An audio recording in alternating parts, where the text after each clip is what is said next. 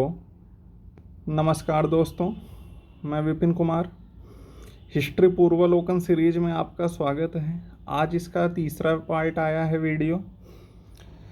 आगे भी अनेक पार्ट आएंगे जिसमें पूरी हिस्ट्री हम लोग कवर करवा देंगे। पीछे 2 वीडियो आ चुके हैं, आप लोग उसे ज़रूर देख लीजिएगा। चलिए शुरू करते हैं आज के पार्ट को। बौद्ध धर्म के महायान और हीनयान संप्रदायों में सर्वाधिक मौलिक अंतर निम्नलिखित में से कौन सा है? देखिए, बौद्ध धर्म में 2 पार्ट हो गए थे। कब हुआ था? चौथी बौद्ध संगीत में, जब कनिष्क के समय हुई थी। तो हीनयान और महायान, तो इसमें अहिंसा पर बल दोनों में दिया जाता है। ठीक है। जाति रहित समाज, दोनों जाति रहित समाज है। स्तूप पूजा दोनों लोग करते हैं। जो देवी देवताओं की पूजा है, मुख्य अंतर इसी में था। मुख्य अंतर यहीं क्रिएट होता है। जो हीनयान थे वो बुद्ध के चिन्हों पर, बुद्ध के जो चिन्ह थे क्या करते थे? उसकी पूजा करते थे, बुद्ध के चिन्ह के। और जो महायान संप्रदाय है, इन्होंने बुद्ध को भगवान का दर्जा दिया और उनकी मूर्ति पूजा शुरू कर दी। ठीक है। तो सबसे पहले मूर्ति पूजा शुरू करने का श्रेय बुद्ध को दिया जाता है, बौद्धों को दिया जाता है। और सबसे पहली मूर्ति जो गौतम बुद्ध की पूजा शुरू हुई, और पहली मूर्ति जो बनी थी वो मथुरा कला में बनी थी। मथुरा कला में बनी थी। और सर्वाधिक मूर्तियाँ जो हैं वो बुद्ध की किस में बनी है? गांधार शैली में। गांधार शैली में सर्वाधिक बनी है, सर्वाधिक। और पहली कहाँ है? मथुरा कला में बनी है फर्स्ट। गांधार शैली जो है मुख्यतः ये यूनानी और हेलेनिस्टिक शैली का मिक्सचर है। और इसमें ग्रीन शिस्ट पत्थर यूज़ किया जाता है, और मथुरा में लाल पत्थर का यूज़ होता है मथुरा शैली में। ठीक है। देश में निम्न में से किसने मूर्ति पूजा की नींव रखी? सबसे पहले बौद्धों ने। बौद्ध धर्म में कनिष्क के समय में महात्मा बुद्ध को भगवान का स्थान प्राप्त हो गया था, और यहीं से मूर्ति निर्माण शुरू हो गया था। हीनयान अवस्था का विशालतम एवं सर्वाधिक विकसित शैलकृत चैत्यगृह कहाँ पर स्थित है? चैत्यगृह जो होते हैं ये क्या होते हैं? पूजा स्थल होते हैं। ये पूजा स्थल होते हैं। और चैत्य और विहार 2 कॉन्सेप्ट होते हैं इसमें। विहार का मतलब रहने का स्थान, रहने का स्थान विहार का मतलब है। बिहार में बहुत ज़्यादा विहार होने के नाम कारण ही उसका विहार नाम पड़ा था, बिहार राज्य का। तो सबसे व्यवस्थित जो है वो कार्ले में है। कार्ले कहाँ पे है? कर्नाटक में है। कार्ले कहाँ पे है? कर्नाटक में है। सबसे विशालतम और सबसे व्यवस्थित शैलकृत चैत्यगृह है। शून्यता के सिद्धांत का सर्वप्रथम प्रतिपादन करने वाला बौद्ध दार्शनिक नागार्जुन जी थे। इन्होंने शून्यता के सिद्धांत का प्रतिपादन किया। मध्यम मार्ग के प्रतिपादक इन्हीं को ही माना जाता है। ये कनिष्क के दरबार में के विभूति थे, कनिष्क के दरबार में। और इन्हें मार्टिन लूथर किंग कहा जाता था, ये उपाधि दी जाती थी। और इन्होंने किसका? मध्यम मार्ग के सिद्धांत इन्होंने ही दिया था। मध्यम मार्ग का सिद्धांत प्रतिपादित किया था। और कनिष्क ने इन्हें चीन में बौद्ध धर्म के प्रचार प्रसार के लिए इन्हें चीन भेजा था। पहले ये दार्शनिक ऐसे हैं जो चाइना की यात्रा पे गए हैं, बौद्ध दार्शनिक। निम्नलिखित में से कौन से बौद्ध धर्म और जैन धर्म दोनों में समान रूप से विद्यमान थे? देखिए, दोनों में कॉमन क्या था? वेद प्रमाण के प्रति अनास्था दोनों में थी। ठीक है। वेदों को मतलब अपौरुषेय नहीं मानते थे ये लोग।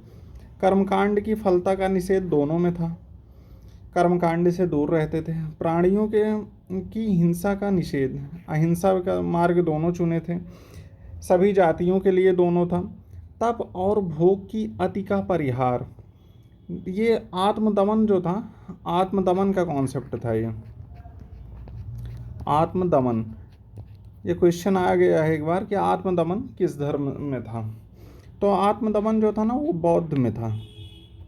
बौद्ध आत्मदमन पर बल देते थे, लेकिन जैन धर्म में इतना अपने आत्मदमन पर नहीं कॉन्सेप्ट रख, मतलब इतना ज़्यादा केंद्रित नहीं था कि हम बहुत आत्मदमन करें। ये लोग नॉर्मल जीवन जीना पसंद करते थे, बहुत ज़्यादा तप में नहीं विश्वास करते थे, मतलब तप करते थे, कठोर तप नहीं करते थे जैन धर्म। सुल्तानी युग में बौद्धों की कौन सी शाखा सबसे प्रभावशाली थी? वज्रयान सबसे प्रभावशाली थी। जैन तीर्थंकर पार्श्वनाथ निम्नलिखित में से किस स्थान से संबंधित थे? वाराणसी से। यह राजा अश्वसेन के पुत्र थे। राजा अश्वसेन के पुत्र थे और 23वें तीर्थंकर थे ये, 23वें। और इनका जो चिन्ह था सर्प था। ठीक। ये पार्श्वनाथ जो थे वाराणसी के राजा अश्वसेन के पुत्र थे। प्रभासगिरी जिनका तीर्थ स्थल है, प्रभासगिरी कहाँ पे है? उत्तर प्रदेश, कौशाम्बी में है ये प्रभासगिरी जो स्थल है। ये जैन धर्म का पवित्र स्थल है। ये 6वें तीर्थंकर जो थे पद्म प्रभु की स्थली है।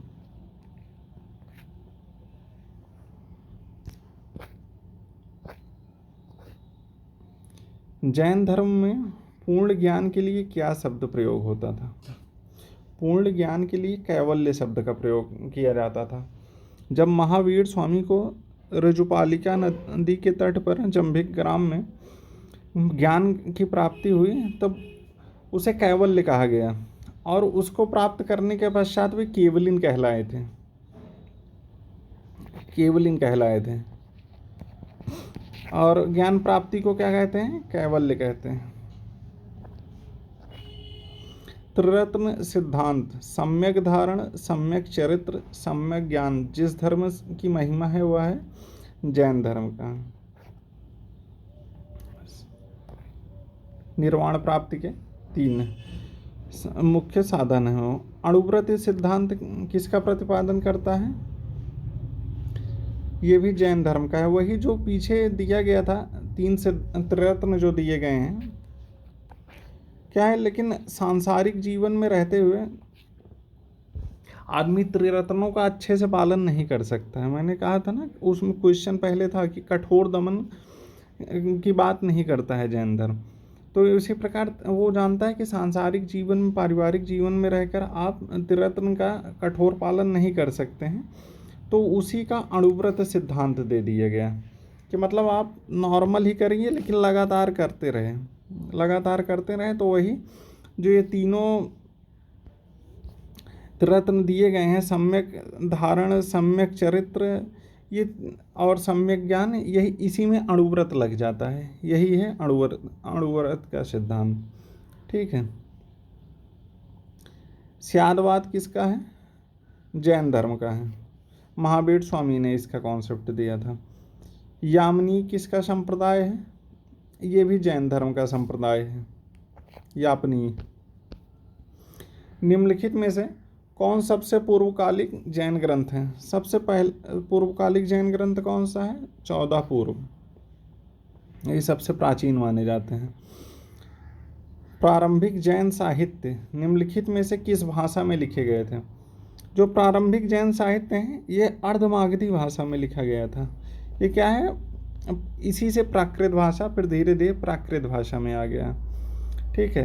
ये अर्धमागधी जो है प्राकृत भाषा का नॉर्मल रूप था, सरल रूप। तो उसी से फिर प्राकृत भाषा धीरे धीरे फिर प्राकृत भाषा में लिखे जाने लगे। शुरुआत अर्धमागधी से हुई थी। वर्तमान में जैन साहित्य जो है सभी लगभग भाषाओं में उपलब्ध है। निम्नलिखित में से कौन सा स्थल पार्श्वनाथ से संबंध होने के कारण जैन सिद्ध क्षेत्र है? संवेद शिखर। यहाँ पर इन्होंने तपस्या की थी। प्राचीन जैन धर्म के संबंध में निम्नलिखित कथनों में से कौन सा एक सही है? चलिए देखते हैं, ये बढ़िया क्वेश्चन है। स्थूल भद्र बाहुलिकुट है भद्र है, स्थूल भद्र के नेतृत्व में दक्षिण भारत में जैन धर्म का प्रचार हुआ। जी नहीं, बिल्कुल। भद्रबाहु के नेतृत्व में क्या हुआ? दक्षिण भारत में जैन धर्म का प्रचार हुआ। यहीं से मत अलग हो गए थे। क्या हुआ कि जब अकाल पड़ा था पाटलिपुत्र में, मगध क्षेत्र में, तो क्या हुआ, इस दो भद्रबाहु जो थे संत, ये अपने समस्त अनुयायियों के साथ दक्षिण भारत चले गए थे। और जब अकाल समाप्त हुआ उसके पश्चात आए यहाँ पर, तो और यहाँ पे स्थूलभद्र जी जो थे वो यहीं पे रह गए अपने अनुयायियों के साथ। तो दोनों के नियमों में क्या हुआ, मतभेद हो गया। वहीं से दो पार्ट में डिवाइड हो गया जैन धर्म। भद्रबाहु क्या किए, ये दिगंबर की स्थापना किए, और दिगंबर ये नग्न रहना शुरू कर दिए। और जो स्थूलभद्र जी थे वो श्वेत वस्त्र धारण करने लगे। उनके अनुयायी भी श्वेत वस्त्र धारण करने लगे। तो स्थूलभद्र श्वेत, सा से स्थूलभद्र हो गया, सा से श्वेत हो गया, ये याद रखिएगा। पाटलिपुत्र में हुई परिषद के पश्चात जो जैन धर्म के लोग भद्रबाहु के नेतृत्व में रहे वे श्वेतांबर कहलाए।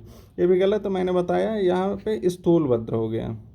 ठीक है, स्थूलभद्र। और प्रथम शतक मतलब पहली शताब्दी ईसा पूर्व में जैन धर्म को कलिंग के राजा खारवेल का समर्थन मिला। ये एकदम सही है। खारवेल का प्रसिद्ध हाथी गुम्फा अभिलेख उसका प्रसिद्ध है, वही एकमात्र उसके बारे में जानने का सोर्स है।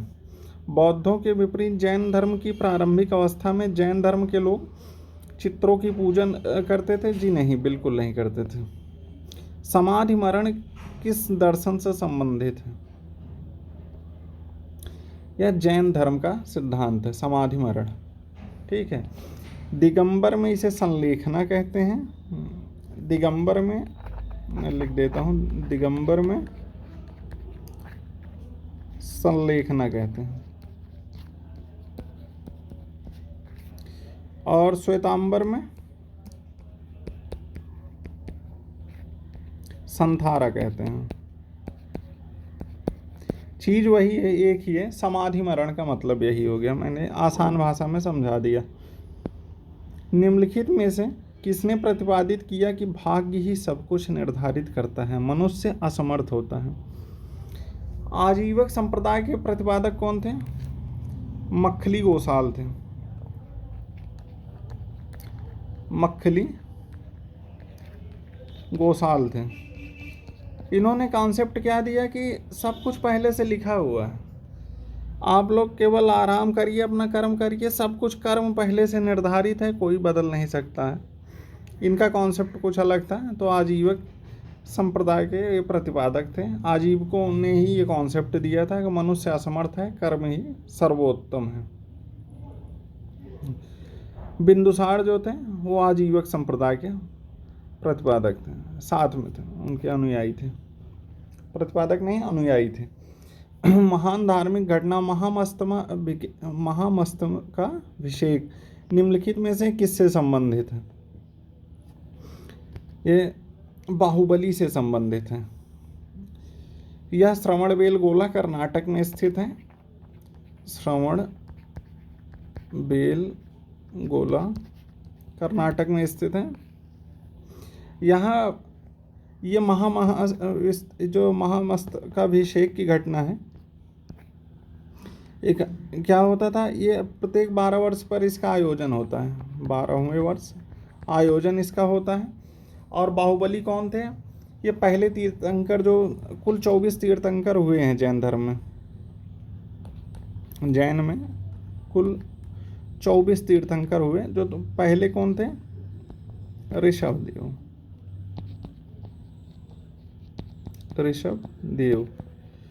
ठीक है। तो ऋषभदेव के ये पुत्र हैं बाहुबली। इन्हीं के पुत्र हैं बाहुबली। वहीं होता है ये श्रवणबेलगोला में, कर्नाटक में है श्रवणबेलगोला। अर्धनारीश्वर मूर्ति में आधा शिव तथा आधा पार्वती प्रतीक है। देखिए घरों में मूर्तियाँ लगी, फोटो लगी रहती है, उसमें अर्धनारीश्वर की मूर्ति बनी रहती है, तो ये देव और उसकी शक्ति का योग है। माता रानी और जो भगवान के साथ रहती हैं तो ये उनकी शक्ति का प्रतीक हो जाता है। नयनार कौन थे? शैव थे। देखिए भक्ति कालीन में दो पार्ट में डिवाइड है, एक है नयनार, एक है अलवार। अलवार क्या है? वैष्णव भक्त हैं। और वैष्णव प्रतिपादक कौन है? श्री कृष्ण है। और नयनार कौन है? शैव है। शैव का मतलब भगवान शंकर से, भगवान शंकर से संबंधित है। शिव की पूजा करने वाले शैव कहलाते हैं। वैष्णव जो कृष्ण या विष्णु भगवान की पूजा करने वाले वो वैष्णव कहलाते हैं, वो अलवार हैं। ठीक है, ठीक है। आज के टॉपिक में इतना ही था। आगे हम अगला पार्ट इसका लेकर आएंगे। आप लोग इस पर ज़रूर बने रहिएगा, अच्छे से देखिएगा। पूरा घटना चक्र की पूर्वालोकन सीरीज है, उसके हम अच्छे अच्छे इंपॉर्टेंट क्वेश्चन लेकर आ रहे हैं। पूरा क्वेश्चन सारे तो नहीं लेके आए जा सकते क्योंकि वो बहुत लंबा हो जाएगा, आप लोगों के यूज का भी नहीं रहेगा।